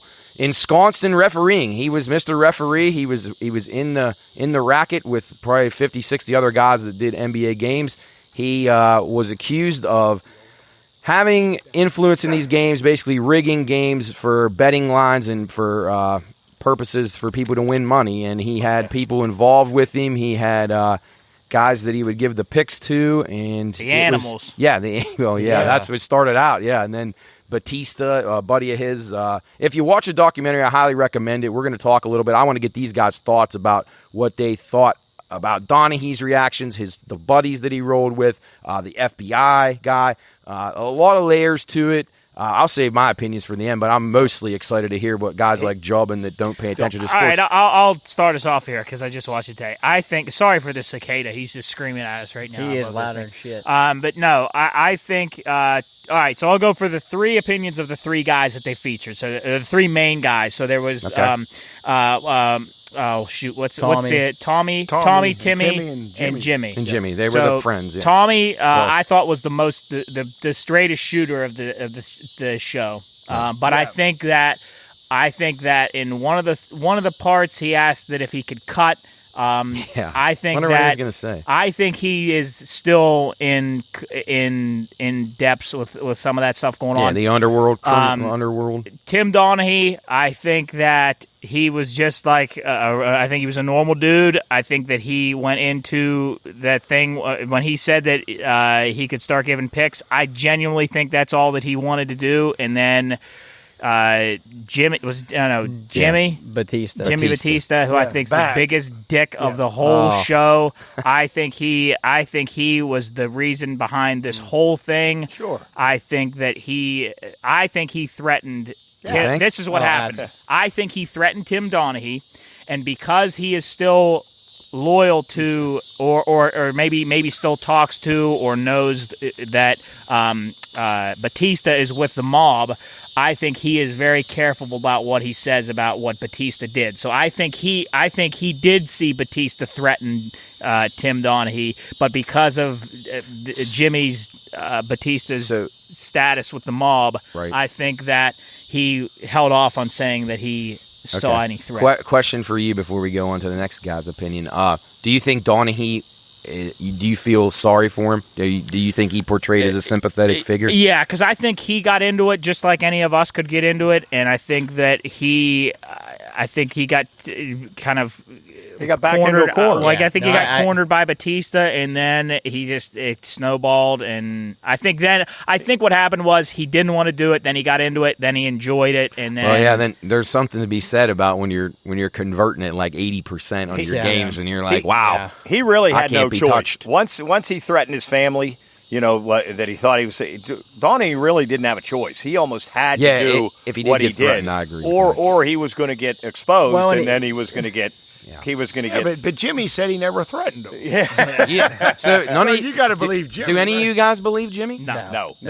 Jimmy's Nobody. full of shit. See, I do. Well, Matt, when I was watching, I think Donaghy's a slime since ball. you made it but I'm going to say my opinion. A homework assignment. I wrote down a couple things just to reference, and the first thing I thought was that he was bullied into it. I mean, because. I don't know. I think he put himself in that spot. Now, I agree. If he did get threatened, then I feel like you're exactly right, Coach. He had no choice then. I agree. But did it start out when he said something about you could alter a game 6 points either way? Yeah. Well, but he kept saying that he didn't fix the game. He just provided inside information, which I think is a bunch of bullshit. If I would agree with that statement on the games he did not work. He may have had the inside information only, and he couldn't influence it. But he did know the guys, and he knew which guys had biases against which people and players and coaches. The one where Isaiah Thomas was coaching, I believe, and he said he hated Isaiah. Isaiah pretty much gave up on the team, and he was done coaching. Oh, that might have been Maurice Cheeks. Or it was Cheeks. Cheeks. Cheeks. Yeah, he gave up on it. So that's massive inside information that nobody else knew. So and I think he got that from one of the other referees or something, correct? He did. Here was my big takeaway from Batista. He said that he I can't remember the exact word, I'll paraphrase, but I know that he said he hates the person he hates the most is a guy that can't tell the truth. Yeah. But he also said he wasn't didn't like a rat. Rats and So if he's not a rat and he doesn't like and he hates guys that can't tell the truth, a guy that so how do we know that he's telling the truth if he's not going to rat on anything that he's ever done? But didn't he say on that show that he was going after Tim Donaghy? Yeah. Mm-hmm. Well, no. See, I thought that he meant when he said going after him, I thought he meant to get him under his thumb to be able to get picks from him. Yeah. That's how I took that. Because remember when he had the falling out with the animals, then he went after Tim to try to get that direct line of communication to get those games from him. He's basically gift wrapping these winners for him every night. So did you feel bad for him? Or you felt he was for Donaghy? Yeah. I've noticed that what's the group that did this, that's doing these documentaries. They did the Te'ao one, and then the Untold, other Untold. I feel like Untold has done a poor job. They've made these characters or these people feel like they're victimized. I don't agree. I think so too, but I thought they've done an unbelievable job. I think a lot of it's good, but I didn't like how they made that person that did that to Manti Te'o the sympathetic figure. Because I thought that was bullshit. I don't. That person was wrong. They should not have been. They should not have been softened up because they're a transgender and they got issues. That's bullshit. And I thought that they did that with Donaghy a little bit too. I don't think any of those guys are completely innocent in any of this. And that Batista guy's a piece of shit. You can tell. But man, he had no reason to want to. He wanted that thing to keep going. He was making millions. Millions of dollars. Well, here's what I think about. I think Batista, I think he definitely was the one that initially let it slip that this is what was going on. And I think that's how it got out to everybody. He's no cranberry, as he said he was. He was the one, I think, that brought attention to the whole racket. And if he's working for the mob, then that sends the whole thing. But if he was working for the mob and you revealed that, and they're making money off it and their money stops, he'd have been dead. Yeah. So I don't know. I think he'd be very stupid to have done that. I'm surprised he's still alive now. Yeah. But did you find it interesting when he was reacting to, he thought Donaghy's calls were starting to get so obvious on the games? They did say, yeah. Because I've been a believer of this for a long. I used to argue with my dad about that a lot, about these officials. In basketball, I feel like it's the easiest game to do it in. Anybody disagree with that? Maybe baseball umpires, strike zones, basketball. Because of free throws. That's why. Because of free, and you can foul a guy out. Because in no other sport can you foul a guy out. Well, think can about you it get like to this, a free too. throw line? That free throw percentage, and like Chris was saying, how it can switch 6 points either way. If free throws are, let's just say 25 to 12. Like that's a 13-point difference, but people don't look at that much. You know what I mean? The thing with basketball too is that there's so many judgment calls that aren't reviewable. Like you can't review a block, you can't review a. Can you? Well, no, I mean, anymore, right? you can the restricted area. Yeah. You can review those in some. I think Like if when a guy's foot's on the restricted How line. about when he was calling palming on Iverson? That and was cool. Then Jordan walking on that. And they just colluded those guys. I thought it was so interesting how they said that they didn't want to call fouls against the Stars because people come to watch them, they don't want them fouling out. Yeah, so that's a good point. I thought pretty cool. the way that it exposed the NBA, and that's my take on it. I think the NBA was complicit in all this. They 100%. The way that they squashed this trial and they only went one guy was the fall guy. Yep. It's impossible to believe he was the only guy that did it. Here's the takeaway, and Jeff, hold that. It just goes to show you the NFL and how powerful they are. David Stern. They're more powerful than the government. They compared David Stern to a crime boss. And that's what he is. That's what I thought Or at was. the very end of that. I said they are no better than the mob that was working with Batista. I think they are the most. And I have thought this before. I have told this to Cooley. I've told this to Say. I think the NBA, the NFL, and the MLB are the most corrupt organizations on the face of the planet. And they are money grubbing. This dude right here, David Stern, when they said he walked in and he was a stand-up guy, I think he's a snake. I think he is the biggest. I bet you he's worse than any dude that they had on that. They compared him. They said, I've read other things about this, but I can't remember the FBI agent. He was a little suspect to me too. But anyway, the guy that went after John Gotti, but they said he was more afraid of David Stern than he was the organized crime. If I believe it, I did not like that. What was it? The lawyer, the guy that when he went into Donaghy's the room lawyer, and he pointed in his face and he said, I got John Gotti. Oh no, that was the FBI agent that I was talking about. He said I got John Gotti, and I forget what he said. If you don't tell me the truth, you better fucking leave now or something like that. Yeah. Jeff, what do you think? Well, I think to solidify your guys' thoughts, they did say, remember that Stern told the referees to treat their stars better. So that's number one. So I think that confirms exactly what you guys were just talking about. You said something, Matt. I think, honestly, Tim Donaghy is the slime ball, in my opinion. I think at the end of the day, and I've shared this on the show numerous times, I'm enamored by the Mafia. Absolutely enamored. I think there's a lot of goods that come with the Mafia, but as we all know, there's some bads that come with the Mafia.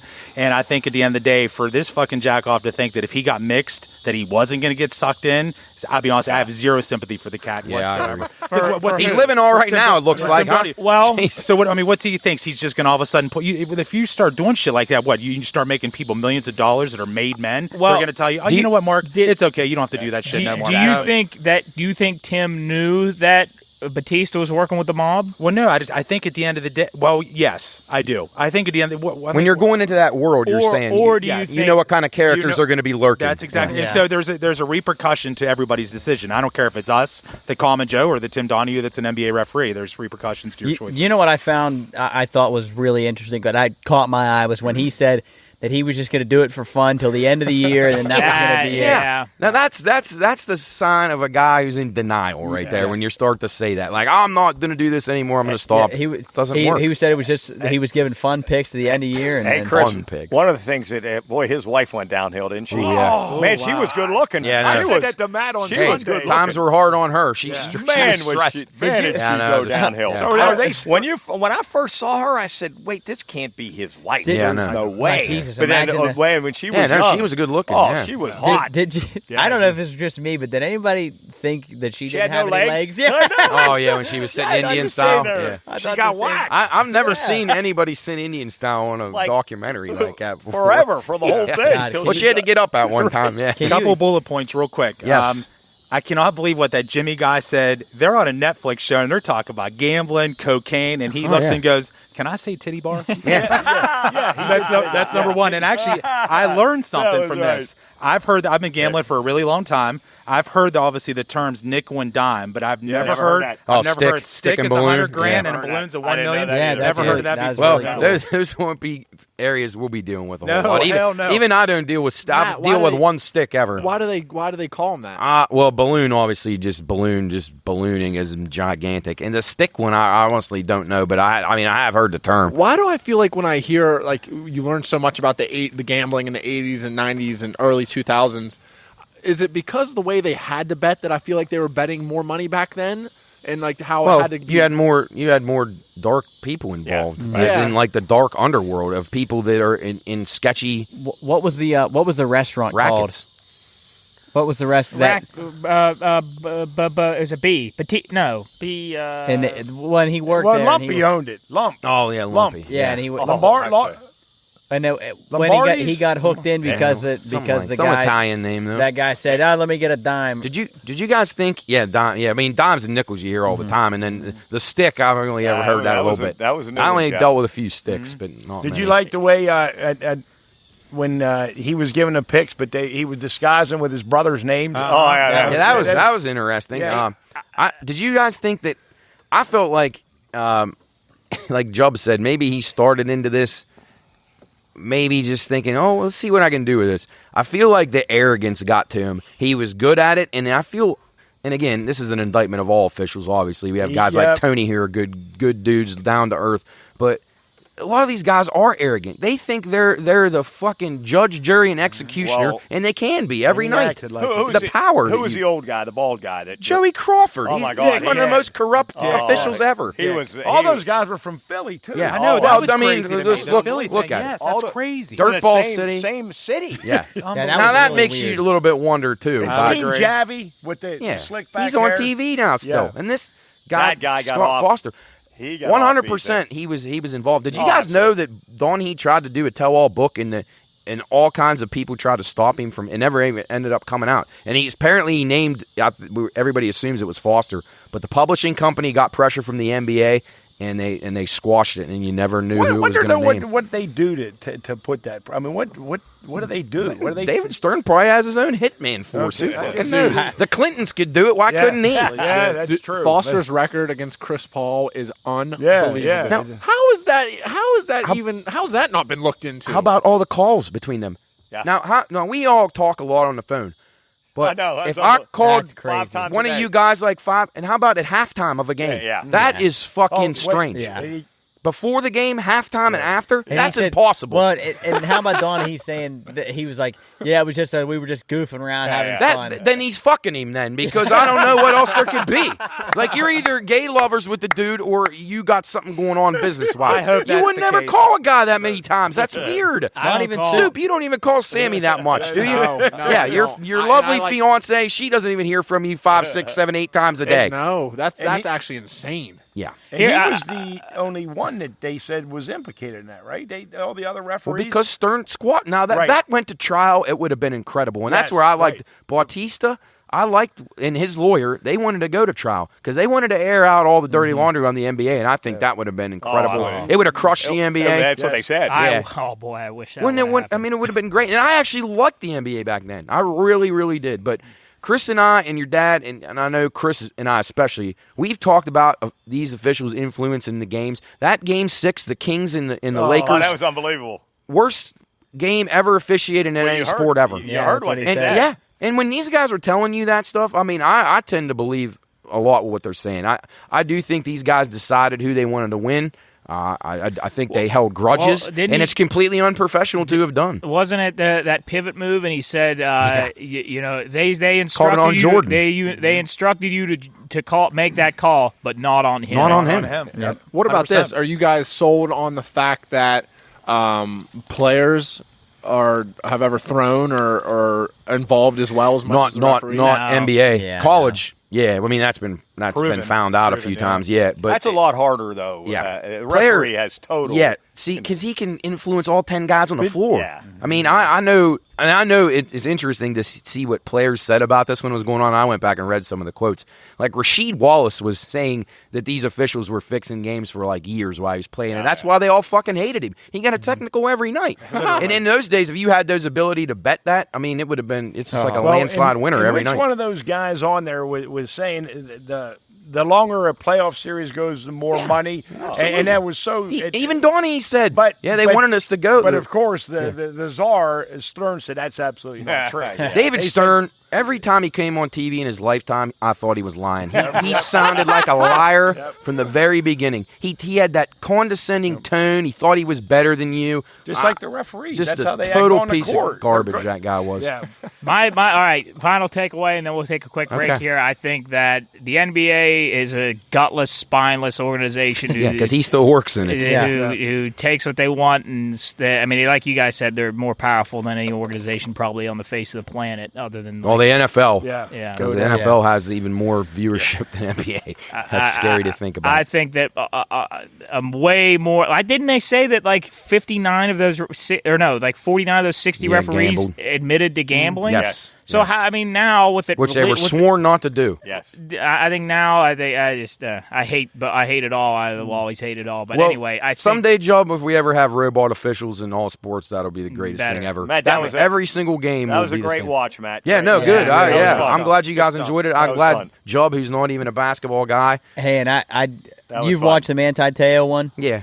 Have you seen that one? Sir. I'd highly recommend it. I was up till like 2 o'clock last night watching it. Jarrett texted us last night that it was insane, and or 2 nights ago. No, it was last night. It was last night, and I was like, I watched it a few weeks ago, and I was happy he watched it because Matt, it was so good, and how you said the untold people are portraying stuff. They did a great job of telling the story.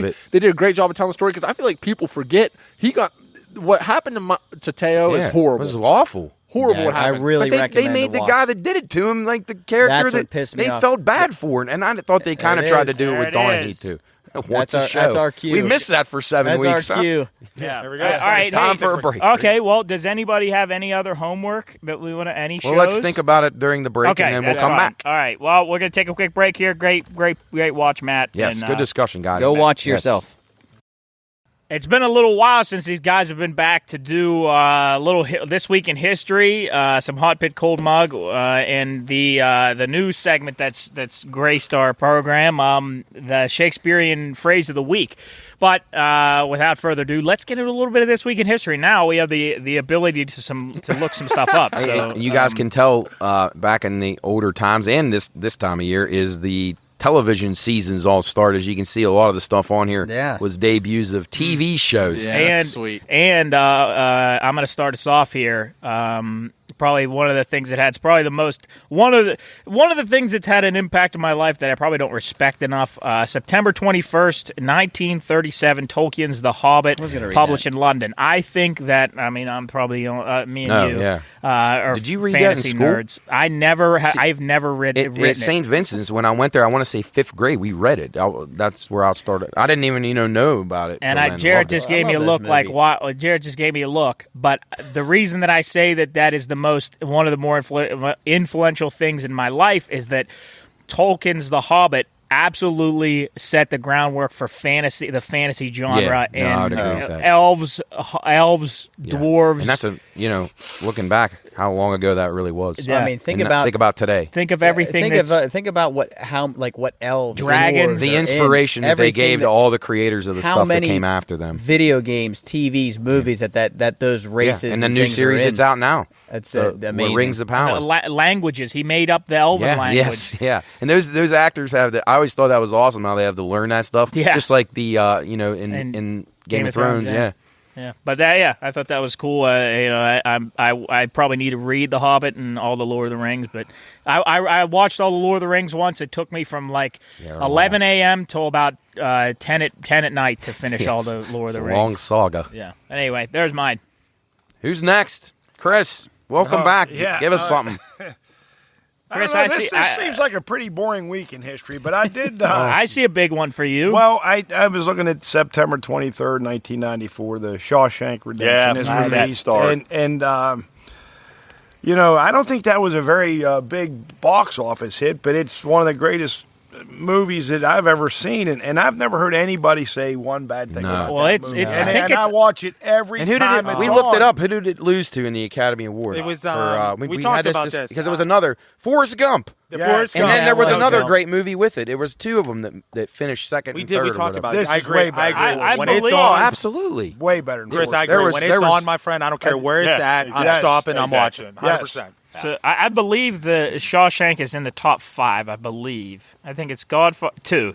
It's rated on IMDb as the second best movie of all time. What's the acronym? Oh, really? What is the acronym you said? Rated on what? IMDb. Oh, is that like a? It's like a it's where people rate movie shows. Okay. Yeah, stuff. And you know what I was? It's in my top 5 for sure. The one we were on this doing this show one time, and I was thinking. We ought to one time take who you think your biggest villain in a movie, and I thought that Warden? that Warden, I forget, he was a dick. Oh, what's that? What's that actor's name? His Bob name, Gunton. Gunton. I don't know what was his name in the movie, but anyway. That's funny you say that. That was actually going to be our Instagram question this week, but we ended up having a delay. So next week our question is going to be who's the worst fictional villain of all time. Norton. Oh, there you go. Oh, look at this. How do we Look at this. forget that? Look at this category. In 1995 for the Best Picture, winner Forrest Gump, nominees, 4 Weddings and a Funeral, Pulp Fiction. There you go. That was the other Quiz one. Show and The Shawshank. How about those movies? Because I knew there was another good movie. Although I'm not crazy about Pulp Fiction. I don't. Joe Bellows got gunned down. He knew. And remember they had him shot outside at night. Tommy. Yeah, Tommy. Hey, Jarrett, there's your boy. There's your boy Clancy Brown. Yeah, he plays in a bunch of stuff. I tell you, he played a good role too. He was a dick, man. Who, He was Hadley? Such a dick. Hadley? Yes. Oh, he my was God. a dick. Should I answer that? It's Cool's. He knows we're working. He knows we're working. I tell you what, I didn't have much on the hit week in Who else history. is on that? With what? Oh, no, never mind. Go ahead. No, you're fine. No, I just wanted to. I was going to go to the left side here because I think Matt always puts some stuff. Please. So the GameStop reports with you guys gamers. I did a little homework on this, and actually, thanks Matt for doing this because actually it's super cool to actually do some homework and stuff like that. GameStop reports a net loss of $108.7 million in Q2. You gamers, you guys have any idea on what it is? GameStop will be gone in the next 5 years. Well, I think a lot of that attributed to, I don't know if you guys remember, I think it was about a year ago or 2 years ago when amid COVID, people on Reddit, which is an online social media forum kind of thing, made it a joke to bump to everybody buy stock in GameStop. Yeah, they shorted the stock. They wanted to short these hedge funds. Yes. Yeah. So GameStop stock absolutely skyrocketed. 4,000%. I bought in a little bit. I bought in. It was I think we made a little $250. That and AMC did really? Yeah, that made a little bit of money off that and AMC because they did the same thing with AMC because it was kind of dying. So they were saying let's just revive GameStop. So I think a lot of that loss is probably from the stock dropping and actually I completely off. Forgot about that. That's not the two things that I looked at, but I agree with that. That had to be. Another thing too is that look at the sales of so January 29th, 2021, the stock price was $1.47. Then on that day, on January 29th, it went up to $81.25. Wow. Insane. But yeah, the big thing too is that the sale of physical copies of video games is dying. I don't remember the last time I've ever bought. Well, that's all the game systems have hard drives. But what's the tie to that? What's the tie to that's probably their biggest downfall. But what is the tie on the back end? What do you mean? He said you don't buy hard copies anymore. What's the tie? What made them lose money? Because you can go to GameStop. Don't you still have to go buy their card and stuff like that to download the games and stuff, or no? No, you can just buy it straight from the They console. have accounts like PlayStation and Xbox. Because you can, and now a lot of people are moving from Xboxes, PlayStations. They're moving to the the Serious computer, to PCs. That's what I've been on for That's years. the second one. So the first one was their trade-ins are down because people aren't selling their games back to get money back. And the second part was there's no new gaming systems. Yeah. Yes. Well, and the thing is, GameStop's bullshit because you could bring in 50 games. Oh, they bet you over. And they'll give you give you $1.50. $10. Yeah, when Luke used to do that shit, I'm like, fuck, we'll just keep them. Just fuck that. Yeah. So here's $5 off your copy of Madden. Oh, it's down to $59.95 now. Actually, you know what? Thanks. It must be the same people that run college bookstores. Yeah, exactly. Oh, dude. Yeah. Hey, speaking of that, real quick, I saw a video of a dude went into a college books when people. It was the first day of school at a university, and he went up to the guy at the wherever he was selling it, like where he was running and selling all the books, and he said, "What if I gave you $10,000 and you let everybody in this line take their book and leave?" And he goes that won't cover it. And he said that's not going to cover it. And the guy goes, "Okay, what if I pay for everyone's books from me?" Guy would not let him do it. He would not let. There's something weird about him not letting. When students don't return their books, they just keep charging them. Well, I mean, what if they buy them? I don't know. It's a good question. I think I bought maybe 2 physical copies Big of a book racket. at the giant bookstore. racket. Been But for then I years. mean, I would just find them online. I bought a book, and I would buy books and never use them. But Yeah. It's a Hey, jack I job. want to look Such a at jack job. September 21st, 1970. Monday Night Football premieres on ABC. Uh-huh. The reason Was that I'm- Howard Cosell? The first one? Yeah. Okay. Now the reason I'm asking that, why and why were there 2 Monday night games, but not necessarily why were there? Because I know last year they staggered them. So one was a early clock game. and then it 10:15. later. It was always week 1 too. Yeah, and always these week were, 1, yeah. but these were like right Yeah, it on was top se- it of was each 7 other. Right, well, the Season. one got to halftime and the other one kicked off roughly. What was? I put it actually over here on the left. They were experimenting. ESPN and the NFL wanted to experiment to see if they can try. They're trying to maximize viewership in a certain window. So that's what they're trying as a sample to see you how need it more went. money. Right Where there, does it ever end? Well, Right right, now. there, Right. right there, it says the decision, Okay. the decision to have 2 Monday night games is mostly due to television contracts. Right. ESPN and ABC got more primetime games written into the TV deals. As always, the decision has to have the doubleheader comes down to the television contract and the money that comes with They it. wanted to see if this would work. Now, Matt, here you might be able to answer this, but you're probably maybe Jeff too. But now the Prime network now has games. Right. Thursday Night Football mean is on, you on mean Amazon Prime. Amazon Prime. I'm sorry, Amazon Prime. Yeah. Where do you see the NFL in 2 years Well- as far as television? Well, it's huge because this is the last year for DirecTV for the Sunday Ticket. Now, ironically, we had issues with the Sunday Ticket, and for the second What was straight that, week, Matt? I put that on here. Sunday Ticket has issues for second straight week. That wasn't us. No, that was not us. Oh, so we were good. trying it out here. That's happened the last 2 weeks all across the United States. People have had problems logging in, streaming them. Too many downloads? They don't know what it is. So anyway, that was pissing me off. yeah. Well, I'm not sure what the reason. I don't even think they know. I read the article today. It didn't really have any information about what they thought it was. But it's happened 2 weeks in a row. People were demanding refunds, which I agree with Jeff. You mentioned about how expensive that is. It's now. unbelievable. I guarantee I don't get no money back No, for them having you anything won't. fucked You up have for- it? I do. I've had it for. We bought the house since 0203, and they won't give us any type of discount. And you at have all. it too, Matt? Yeah. Did you guys have issues in week 1? And what Well, was not it? at my house. My house had worked fine, but I wasn't streaming. And then I was streaming it at work, and it was a little bit messed up. Was your question if it's going to be on TV? Yeah, but anyway, to answer the question, Apple is taking over next year for DirecTV. It's all streaming. I don't know what is going to happen. I'm not sure I'm going to be able to show games in the sports book. It's not good. The streaming services are Well, it says ruining in it. May, reports come to light that the league was planning on launching its own streaming platform called NFL Yeah, Plus. streaming it sucks for betting. It's the 30-second delays. I mean, this stuff is. I urge you, if you are and we'll talk about it on Bettor's Last Stand. If you're a in-game bettor, you better not be betting until there's a commercial, because these books can really now they can kind of leave numbers or manipulate it a little bit on know you. what's happening. You're betting into a pool that's already there, and you know what's happening. So and I guess my not question, but my concern, I mean, with you guys around, I'm always safe. But what about a guy like Champ? Let's just take him, for instance. Right. He's wants to watch a game at his house, and he used to be able to watch on Channel 7, Channel 9, Channel 4, ESPN. That's all going to be gone, right? The world's going to move more on or less. without him. They're basically going to eliminate cable for anybody. So if you're not privy to electronics, you're in trouble. That's criminal. That's criminal. It's like newspapers. You either jump on the train or you get left behind. Yeah. But guy's 70 years or me. That's like down at the club. Guys, down at the club last Thursday. And I texted Scotty in the morning without to you, let him know. No one knew. I mean, Casey might have been able to do it, but I don't. All those old guys were like, "Where the fuck's the game at?" It's criminal. It is just criminal. Yeah.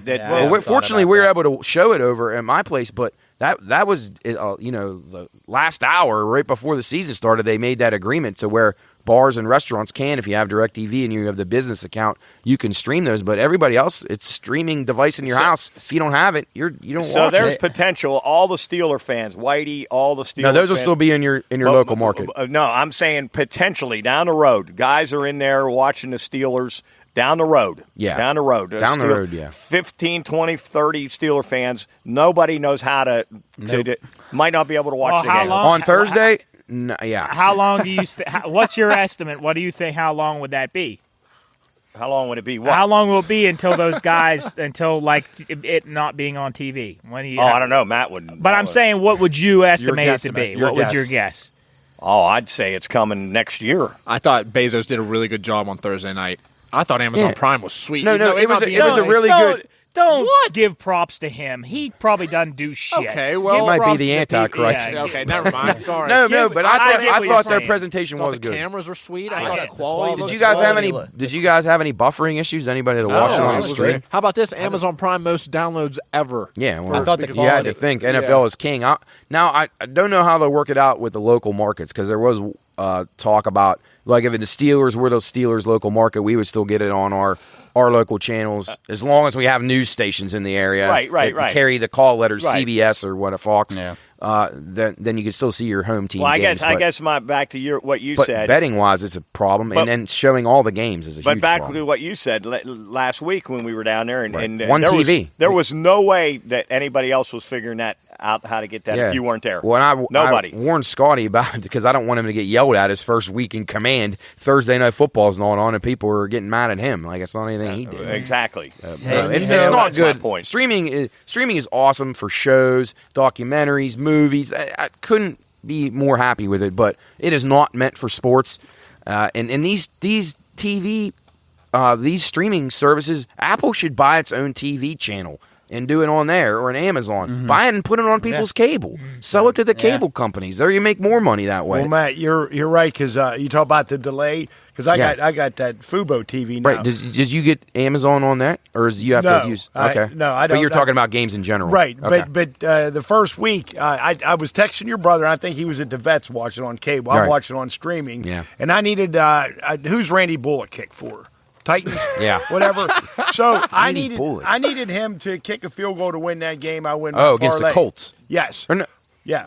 No, was it? No. Was it the Colts? No, Giants. Giants. Yeah, there you go. Anyway, so I was texting Brian, and then I don't know what. A little bit later, he said, "Unbelievable," and I knew right then and there he didn't make the field goal. And then like maybe 45 seconds later, he lines up and kicks it. But I already knew what happened. If you're watching on streaming, and your friends are texting you in a group chat, don't look at it when it buzzes, because they're going to tell you who hit the home run, who scored a touchdown. Yeah, if they're a little ahead of you, and then betting wise, you're really asking for trouble. Matt, I'd wait till commercials and quarter ends. I don't know this answer. Are there are the TV contracts year by year? No, most of them are. But like DirecTV's had that since. Geez, Jeff, help me out. That in the 90s, probably. Late 90s. Yeah, DirecTV. I think they may have re-upped it one time, like rolled it over for another dozen years. But Apple's got, I don't know if Jubb could look it up, but the Apple has it next year, and I'm not sure what the term is. So how long is that Amazon Prime deal with Thursday Night Football? It's a while. I don't know. I'd say at least 5 years. But yeah. And then I'm sure they'll go to the table with more money and more stuff. Mark, what do you think ABC paid for original money? Wide World of Sports? Well, on 1970 Monday Night Football. Oh, my. Wouldn't that be interesting? 500,000. Yeah. Oh, they maybe not have revealed it yet. So 10 years. You know what we saw the other day? It was either Thursday Night Football or Monday Night Football. Terrell Owens commercial for Monday Night Football Yes, when he's in the locker room and I don't know who that girl is. Was she a famous actress? Hey, whoever she was. I'm gonna go up real quick. Going off of the TV ad, September 22nd, 1955. The first TV ad runs in UK for Gibbs SR toothpaste. Any idea what that is, Job? I thought of you with that. That's out of You wouldn't my use purview. Gibbs? Gibbs SR. I'm sure that was a great ad. I bet that had like Wonder what cocaine SR in it. Wonder what SR Look, stood for. he pulled it up. Oh, Jesus. Wow. Let's see. Let's watch. Gibbs. No here we go. freaking way. This is a real Hold commercial. on. Let me get that. It looks like there's going to be a snowman. Bear with us, folks. This is Mounds going to of be cocaine. incredible Jesus. video. All Yeah, right. Gibbs SR tooth. Wonder what SR stood for. I don't. Who knows? All right. Here we go. Silicone Strictly and rust. repelling. Silicone right. rust. Quiet on the set.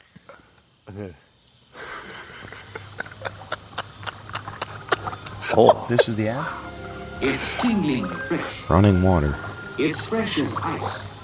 It's Gibbs SR toothpaste. The tingling fresh toothpaste that does your gums good too. The tingle you get when you brush with SR is much more than a nice taste. It's a tingle of health. It's like cement. It tells you something very important. That you're doing your gums good. Hands down, And cocaine. helping Without a resist doubt. infections. Without a doubt. Oh my God. Wow. Her pupils are really big. And as this chart Cooley's shows, type of girl. gum infection is the cause of more tooth losses than Gum decay infection. itself. Champ. The Tooth. tingle in SR comes from sodium ricinoleate, a substance which Sodium There you go, both SR. causes Yeah, years of sodium use in dental I bet practice you that have stuff shown to be is good. Probably off the highly market now. toxic. So to keep your teeth That lady's white as jaw snow, fell off. your gums FDA really approved. healthy, and your breath really Think fresh. she's dead, Chris? See your dentist regularly. In 55? Brush with SR, the tingling top. fresh That's probably toothpaste like- for That's like an teeth old and acrylic gums. pen. I That's know, easy. right? That's Yes. really That's easy. easy to get off, though. Yeah, right? Can't get it back Like on. a but it's tuba easy to icy get off. hot. Yeah. That's what is it? What was Oh, it? Sodium. How many That's of those probably went, what. How many of those tops went down drains back in the day? Oh, that's Clog probably them what up. brown Listerine. You guys ever use So brown Tom, Job, Listerine? do me a favor, Yeah. motherfucker, when you Pure get a alcohol. I chance. loved it. That shit Burn. could burn through the fucking Earth's center. core. Yes, literally. It said in the Monday Night Football in 1970 that it said the advertisers were charged $65,000 per minute for a commercial. What? What is it now? Well, I don't know what it is probably now. 1.1 million. Million. something On like a that. Monday night, it's $5 million for a Super Bowl. Well, I wish we could linger on history more, but Yeah. we're running out of daylight. So let's Hey, let's real hit- quick, Bugs Moran tried to kill Al Capone September 20th, 1926. There we go. Yeah. All right. Well, Shakespearean. That's phrase you, of the buddy. week. That's I you. guess I'll take this away. All right. So our Shakespearean phrase of the week, ladies and gentlemen, and this applies to me. I have not slept one wink. That was from Cymbeline, Act 3, Scene 4, Not Sleeping at All. Yeah, figure that's fitting for you. Yeah, that's... You said that from time to time. Yeah, last night I was very nervous for the radio this morning, and I like slept like an hour because I was too nervous. So but then I didn't sleep a wink. Any good birthdays before we part? Mark Hamill, Star Wars, Luke Yeah, Skywalker, yeah, 71. Wow, he's 71. Lando Calrissian's in there. Yeah, Carlton and Will Smith. With Jada Pinkett and then Will Smith last week. Yeah. Jada Pinkett, right? Oh yeah. Barbara Walters, that old witch. Chris, Weeks your boy, away. David Coverdale. I know. Yeah, boy, he sounds like shit. He needs to hang it up. Donald Glover, 39. Yeah, Lando. Yeah. All right. Well, any Hot pits? hot pick cold mug here in the dark? I got a cold mug. Go ahead. It kind of relates to this week in history, too. KFC opens their first franchise in Salt Lake City on September 24th, 1952. My cold mug is, my dad, KFC is literally his favorite restaurant. Like, he's eating at, like, real restaurants. He'll go to KFC and the buffet is one of his favorite things he eats at. Wow. I'll piggyback off that. I got two quick cool mugs. Chick-fil-A, a dude in Florida, one of the workers, I don't know if you guys saw seen, that. stopped a carjacking in Florida. Man, they do it all there. Hey, but here's the Yeah. deal. The person in the car was so appreciative. What do you think the person from Chick-fil-A said? Have a great My day. pleasure. My pleasure. My pleasure. That's Hey, real awesome. quick. The last one is this one's even super cool. There was a poor girl in Iowa where she got raped as a teenager. She ended up killing her rapist. Cool. Here's the cool part. Yeah, that is very cool. I agree with that. But the moral of the story is she got convicted of homicide. The judge agreed with her, let her off, but it's a statute in Iowa that they have to pay $150,000 even if you get, because she got convicted. They raised $450,000 for this girl to pay her $150,000. Good for them. Totally That is awesome. good. Well done, Great way, Iowanians. yeah. One more cold mug here. I want to give a shout out to Jeff and his crew. Jeff, you want to speak a little bit to the and thank everybody for what they did for your You know what? Actually, I thank you for that. Real quick, so we had a benefit this past weekend for the Fadul family. Mrs. Fadul unfortunately passed away back in 2020. There's a foundation. If anybody wants to donate, it's called Project Kindness. 100% of the the funds go to the foundation, and we were able to raise $13,000. Wow. Well done. So super cool. So the cool part about that, there's going to be some families here in the next several years that's going to be able to benefit from that money. So kudos to you, Jeff. Great job. Major cold mug. Great effort. I don't know whether I should follow that up. Jeff, when we make it big, I want the Pine Room to be able to donate to that charity. 100%. Pine Room Scholarship. Yeah, I think Here, that's awesome. Thank you, Mark.